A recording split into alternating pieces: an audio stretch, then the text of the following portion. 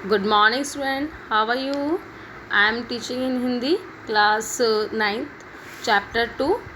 हम लोग स्टार्ट करने वाले हैं अपने पार्ट 2 को, जो है यशपाल जी की एक प्रसिद्ध रचना है और बहुत ही अच्छी कहानी है, दुख का अधिकार। ठीक है, तो अब हम देखते हैं, पहले हम लेखक का परिचय पढ़ लेते हैं, फिर हम लोग स्टार्ट करने वाले हैं। यशपाल का जन्म फिरोजपुर छावनी में सन 1903 में हुआ। इन्होंने आरंभिक शिक्षा स्थानीय स्कूल में और उच्च शिक्षा लाहौर में पाई। यशपाल विद्यार्थी काल से ही क्रांतिकारी गतिविधियों में जुट गए थे। अमर शहीद भगत सिंह आदि के साथ मिलकर इन्होंने भारतीय स्वतंत्रता आंदोलन में भाग लिया।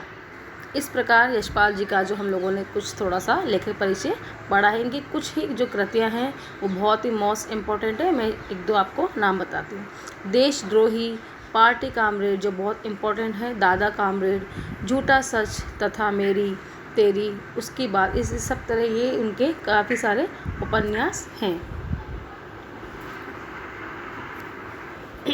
अब आप देखिए कि हम लोगों ने लेखक का जो परिचय है वो पढ़ लिया है। अब मैं आपको थोड़ा सा और शॉर्ट में समझाती हूँ कि जो ये लाहौर के प्रसिद्ध कॉलेज से इन्होंने उच्च शिक्षा प्राप्त की, ये तो आपको पता ही है। चंद्रशेखर आज़ाद और भगत सिंह आदि महान क्रांतिकारियों के साथ भी इन्होंने संघर्ष किया था, यानी क्रांतिकारियों में भी इन्होंने अपना योगदान दिया था। मार्क्सवादी दृष्टिकोण के ये साहित्यकार भी थे और साहित्य अकादमी सहित अनेक महत्वपूर्ण पुरस्कारों से ये सम्मानित किए गए हैं। अब मैं आपको अपनी जो कहानी है दुख का अधिकार उसको पढ़ रहे हैं हम।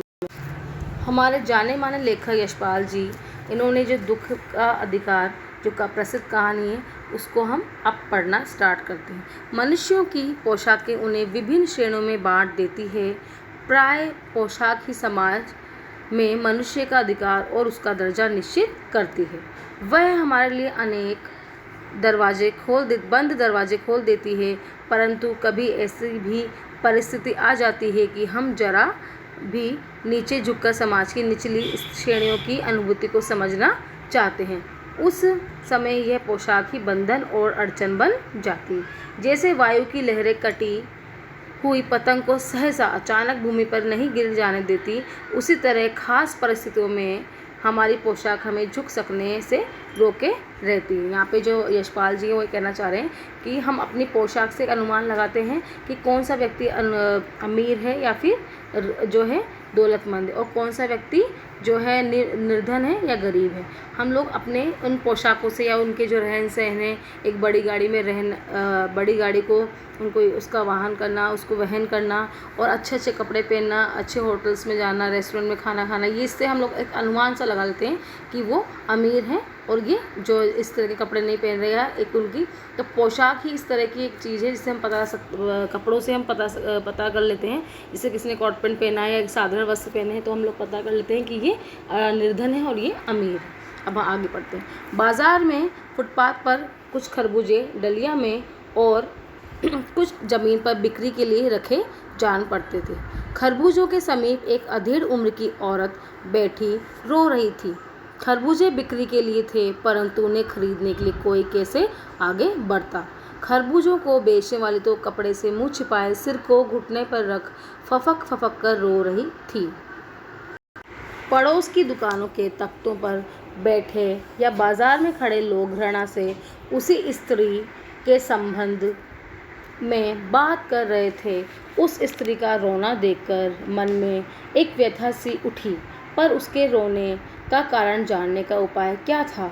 फुटपाथ पर उसके समीप बैठ सकने में मेरी पोशाक ही व्यवधान यानी बाधा बन खड़ी थी। अब लेखक भी उस जो बुढ़िया औरत थी जो रो रही थी उसके पास बैठना चाहता था, उसके रोने का कारण जानना चाह रहा था, लेकिन जो उसकी पोशाक थी, क्योंकि लेखक तो सभ्य था, वो उसकी बाधा बन चुकी थी कि मैं इससे बात करूं या नहीं, ये सही होगा या नहीं। एक आदमी ने घृणा से एक तरफ थूकते हुए कहा, क्या जमाना है। जवान लड़के को मरे हुए कुछ दिन नहीं बीता और पूरा दिन नहीं बीता और ये बेहया उस औरत के लिए आया। बेहया दुकान लगा के बैठी है। दूसरे साहब अपनी दाढ़ी को खुजाते हुए कह रहे थे, अरे जैसी नियत होती है अल्लाह वैसे ही बरकत देता है। सामने के फुटपाथ पर खड़े एक आदमी ने दिया सला यानी कि माचिस की तीली से कान खुजाते हुए कहा, अरे इन लोगों का क्या, ये कमीने लोग रोटी के टुकड़ों पर जान देते हैं। इनके लिए बेटा बेटी, खसम लुगाई, धर्म ईमान सब रोटी का टुकड़ा है। अब देखो यहाँ पे जो उस बुढ़िया औरत जो फफा कर रो रही है, उसको देखकर कई तरह के जो है छीटाकाशी उसके तरह कर रहे हैं लोग। कुछ तो किस तरह से उसके बेहया कह रहे हैं, और कुछ तो जो ये एक आदमी है उसने तो यहाँ तक कह दिया कि इसके ऐसे लोगों के साथ, ऐसे नीच कमीने लोगों के साथ तो उनके बेटा बेटी हो, चाहे उनके खसम लुगाई हो, चाहे उनका धर्म ईमान हो, उनके लिए सिर्फ क्या होता है, पैसा ही उनके लिए ज़रूरत है, और उनके लिए कुछ नहीं चाहेंगे। उनमें किसी की मृत्यु भी हो, पर इस तरह यहाँ पे उस बुढ़िया औरत के लिए जो लोग आपस में छीटाकशी कर रहे हैं और उसको भला बुरा कह रहे हैं, कितना बड़ा मतलब कितना विडम्बना है और कितनी दुख भरी व्यथा है इस कहानी में यशपाल जी ने हमें बताया। Okay, thank you.